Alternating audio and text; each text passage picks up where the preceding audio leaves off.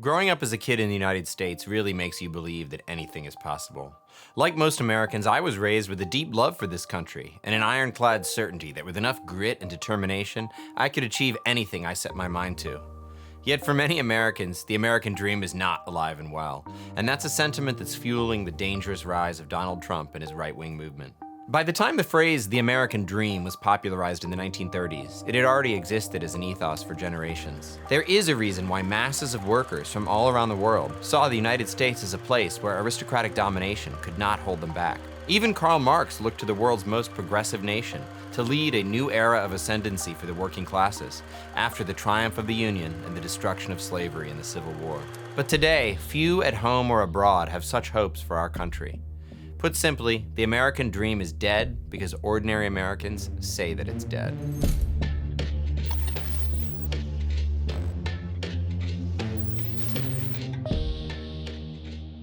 Attractive home of John and Margaret Bryant, the home they've always dreamed of, the happiest investment they have ever made.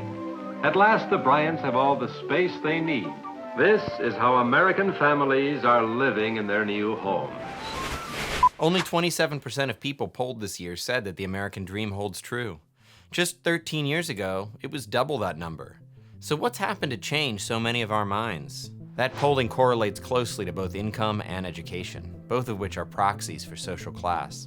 In other words, our national crisis of confidence is mostly a working class problem. Critics would counter that Americans as a whole are wealthier than ever.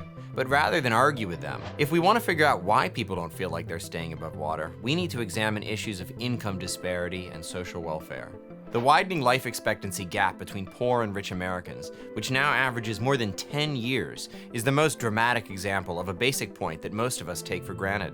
A kid growing up in a wealthy area is likely to have a wildly better life than a kid in a poor area. We know this. Meanwhile, the US has one of the lowest rates of social mobility in the rich world. The Harvard economist Raj Chetty has shown the depth of the problem. By his measure, the chance that a child will earn more than their parents has fallen from 90% for children born in 1940 to 50% for children born in the 1980s. The problem of social mobility is compounded by our threadbare welfare state, which is unable to deliver results akin to universal welfare states in Europe.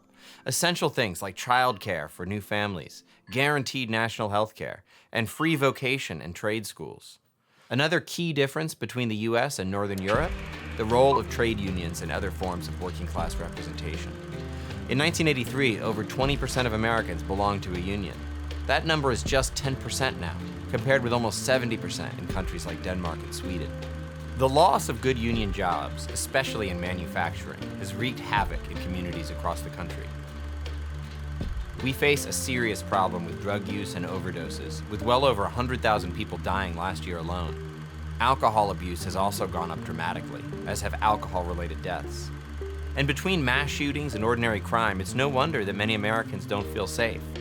Our politicians seem to accept as a natural fact that we're destined to be a country with 8 times the murder rate of Germany, and where children need to pay attention during active shooter drills.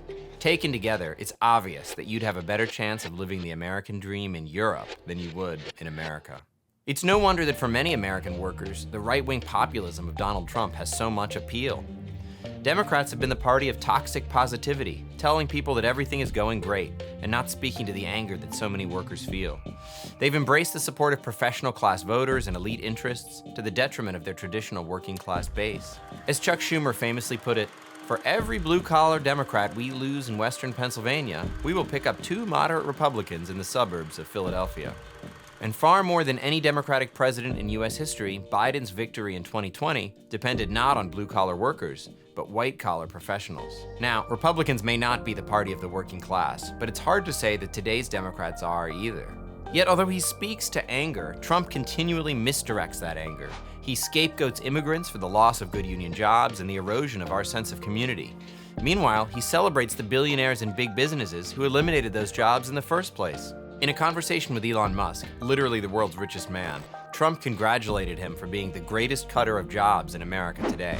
Well, you're the greatest cutter.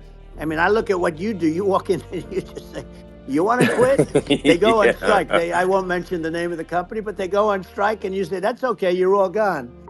This is not a solution for the working class.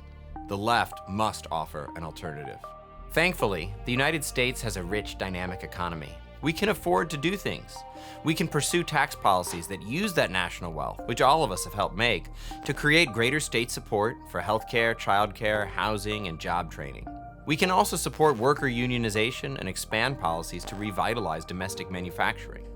As for concerns over immigration, a key part of Trump's appeal, we can support native-born workers in the job market without elevating their situation to a zero-sum, existential battle in which either new Americans or established Americans will survive. But we also need to rally behind a vision of politics to go with these democratic socialist policies. A vision of politics in which we assert the moral worth of every American and strive together to build a healthier and more optimistic society. We can't pretend like things are going great in our country, but we also must reject the pessimism that says, this is just the way things are.